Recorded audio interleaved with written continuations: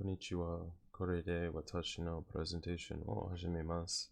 私の家族はちょっと大きいです。だから目の兄弟のプレゼンテーションです。上の兄はアンソニーです。30歳です。背が高くて髪が短いです。アンソニーはとても忙しいです。会社員ですから。アンソニーはトラベルが大好きです。だからたくさん国に行きます。左の写真はドバイで撮りました。右の写真はコスタリカで撮りました。アンソニーはとても面白くてかっこいいです。アンソニーはフィラデルフィアに住んでいます。結婚していませんです。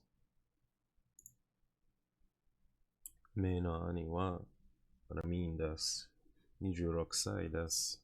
ラミンは背が高くてちょっと痩せています。ラミンはとても優しくて元気です。ラミンはすごくアスレティックです。大学のサッカーを教えます。コーチです。ワシントンジェフェルソン大学を務めています。サッカーのがすごく上手です。そしてサッカーのが大好きです。ピッツバーグに住んでいます。結婚していませんです。上の兄はジェレミーです。ジェレミーは18歳です。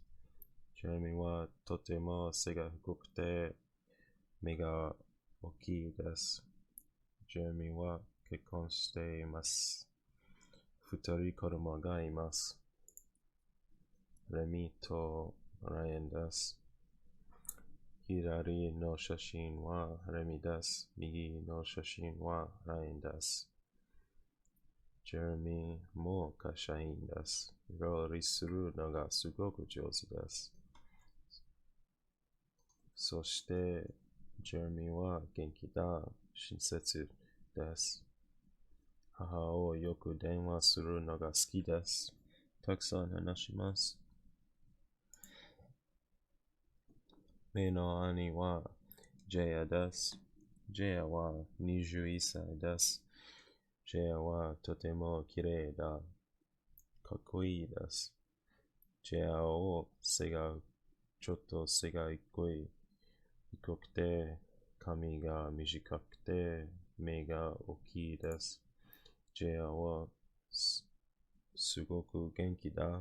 楽しいです。ジェアはメイクアップアーティストです。メイクアップのが大好きです。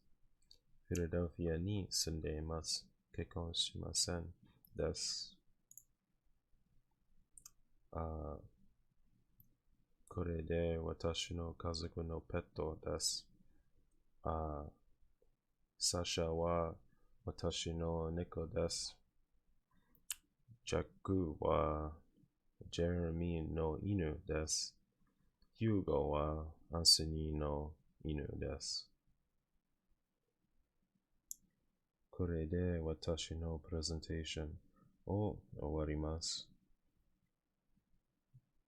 どうもありがとうございました。